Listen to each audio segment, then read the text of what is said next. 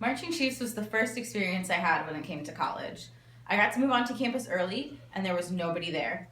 I got to know my RA one-on-one, and it was my first one-on-one experience with someone in the world of student affairs.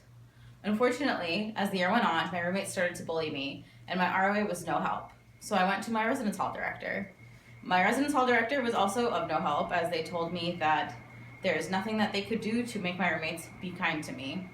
It left a really bitter taste in my mouth, and I wanted to try and change the world of student affairs somehow, so I applied to be an orientation leader. Unfortunately, this didn't work out too well.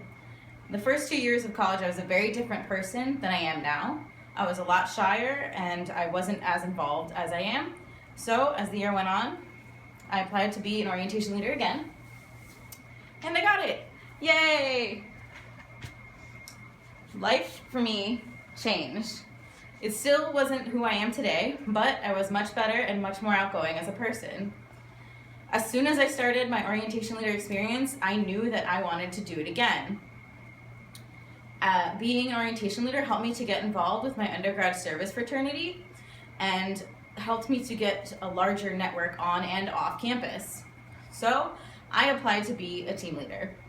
Unfortunately, I was rejected, and I wasn't able to be an orientation leader for the second year in a row. I was completely devastated. I spent a few days lounging around my house and crying when my roommate, who was another orientation leader at the time, came and sat down to try to talk some sense into me. And eventually she said, "Jana, you realize that the reason you're so upset is because not that you wanted to do this one more time and didn't get it, but that you want to do it much more than one time, and this is not an opportunity for you." So it helped me to realize that student affairs was something I wanted to do with my life. But now that I couldn't be a team leader and I hadn't applied to be an RA in time, I didn't know what I could do. So I decided to be proactive.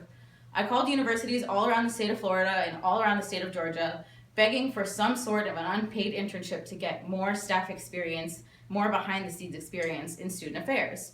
The very last university, the very last office I called was Kennesaw State University.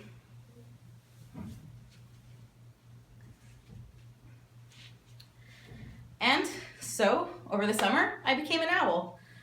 I called the orientation office, and they said, "You know what, we have somebody going on leave, and we can use someone like you. We're only a 3-year-old program, and we need help."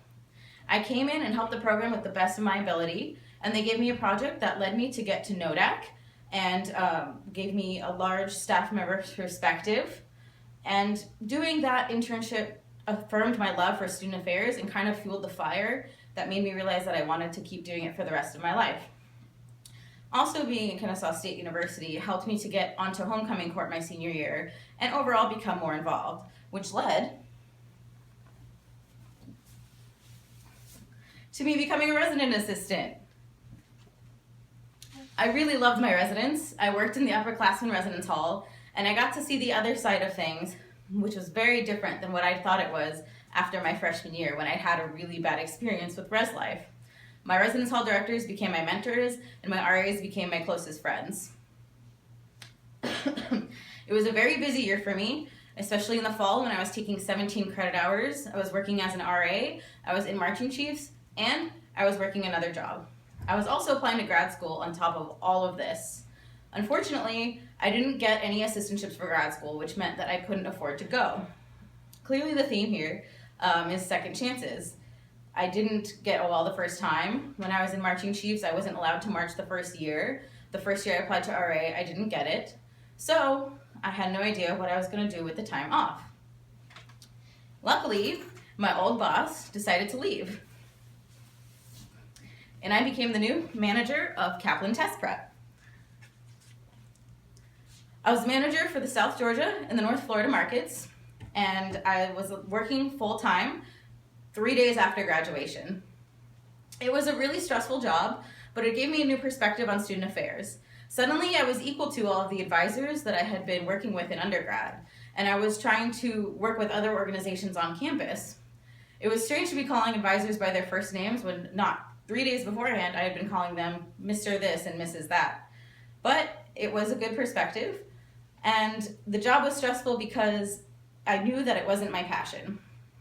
Now, as the year went on, January came around and we all had a large video call because it was a virtual job. The company told us at the end of January that our positions were being eliminated in the beginning of March. At first, I didn't really know what to do because the whole reason I had stayed in Tallahassee was to be a manager. And I was hoping to get into grad school, but I didn't know for sure. And this was going to be my backup. So what did I do? I bought a ticket to go to Europe.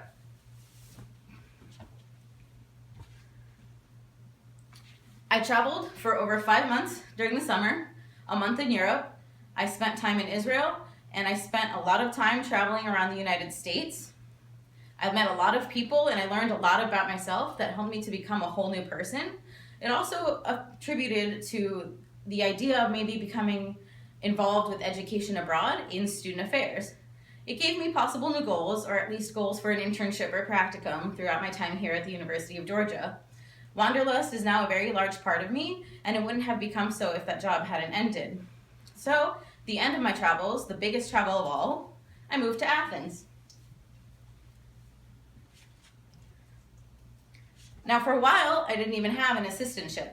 The end of April came, and I was in Amsterdam, and I hadn't heard from any of the universities. I had no idea what I was going to do. I was jobless, and I was without a university to attend. I thought, I'm going to have to take out all of these loans, and I won't be able to go to school. Luckily, the Office of Student Conduct reached out to me while I was abroad and said, we would really like to interview you. So I returned to New York at the end of April, interviewed, and got the assistantship. Now I'm working with University Judiciary. I have great students. I have a great job in the Office of Student Conduct, and I'm learning a lot of things here at school. This leads to my last t-shirt, the University of Georgia. It took a while to get here, but this is where I'm at now. I'll admit that it's a struggle having to adjust to going back to school after a year of full-time working. It's a struggle having to learn my new job. And there's a lot of personal stuff in my life that I have to deal with, such as dissociating from my parents and other financial obligations, and just trying to keep in touch with all of my friends and family. But it's a good place to be, and I'm very grateful to be here. I have no idea what's going to happen after I ended here, or what's going to happen while I'm here the next year and a half. All I know is that I'm going to end up with a much larger pile of t-shirts, and it's going to be great. Go Dogs!